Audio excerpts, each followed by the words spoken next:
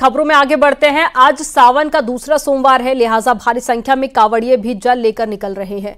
सुरक्षा के पुख्ता इंतजाम किए गए हैं। सीएम योगी आदित्यनाथ के मुताबिक पूरी यात्रा पर ड्रोन के जरिए नजर रखी जा रही है।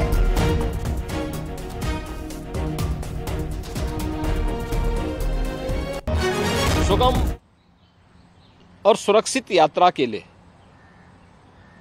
हमें न केवल अंतःकरण से बल्कि बाहरी रूप से भी उस पूरी प्रक्रिया के साथ लीन होना पड़ेगा।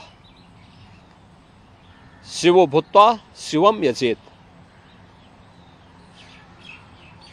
शिव बनने के लिए शिव जैसी साधना भी चाहिए, उस प्रकार का आत्मानुशासन भी चाहिए, और तब यह कांवड़ यात्रा न केवल श्रद्धा और विश्वास की प्रतीक के रूप में बल्कि आम जन के व्यापक विश्वास की प्रतीक बनकर के उभरेगी। जैसा कि इस समय हम लोग देख रहे हैं माहौल कि असीम श्रद्धा भाव के साथ जनता जनार्दन समाज के अलग अलग तबके के लोग उनकी सेवा के लिए तत्परता के साथ कार्य कर रही है। और सरकार ने भी अपने स्तर पर न केवल बेहतरीन पेट्रोलिंग के माध्यम से, स्वच्छता के माध्यम से, स्वास्थ्य की व्यवस्था के माध्यम से शिविर लगा करके भी अनेक प्रयास प्रारंभ किए हैं। और आवश्यकता अनुसार ड्रोन और हेलीकॉप्टर से निगरानी और पुष्प वर्षा की व्यवस्था भी इसके लिए की है।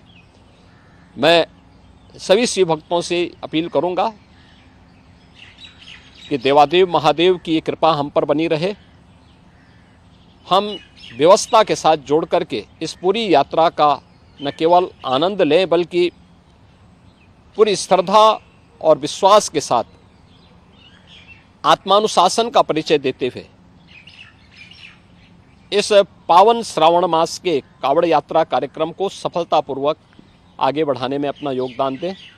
आप सबकी सुगम सुरक्षित यात्रा के लिए मेरी मंगलमय शुभकामनाएं हैं। आज सावन का दूसरा सोमवार है। इस मौके पर काशी में शिव भक्तों और कांवड़ियों की जबरदस्त भीड़ है। आज सुबह से ही बाबा भोलेनाथ के दरबार में भक्तों की लंबी कतारें भी लगी हुई हैं। इस दौरान कमिश्नर कौशल राज शर्मा और मंदिर के सीईओ ने बाबा विश्वनाथ के दरबार में पहुंचकर भक्तों पर फूलों की बारिश कर उनका स्वागत किया। श्रद्धालुओं की सुविधा के लिए मंदिर तक जाने वाले रास्तों पर कई तरह के इंतजाम किए गए। रेड कारपेट बिछाया गया।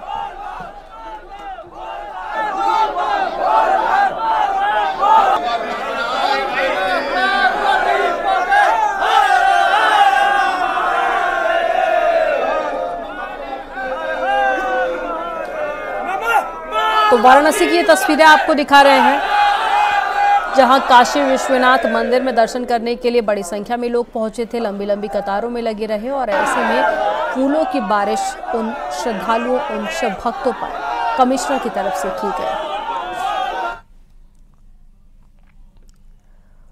और दिल्ली कोचिंग हादसे के शिकार हुई छात्रा श्रेया यादव का शव कल देर रात उनके घर अंबेडकर नगर पहुंचा।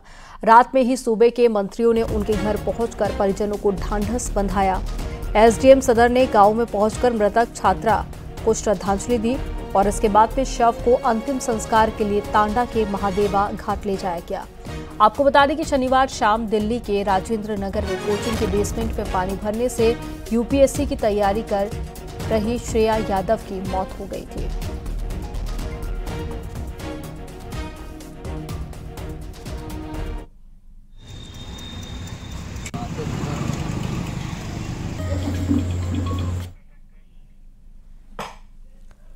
हमीरपुर जिले में बाढ़ के खतरे को देखते हुए प्रशासन और पुलिस तैयारियों में जुटी हुई है।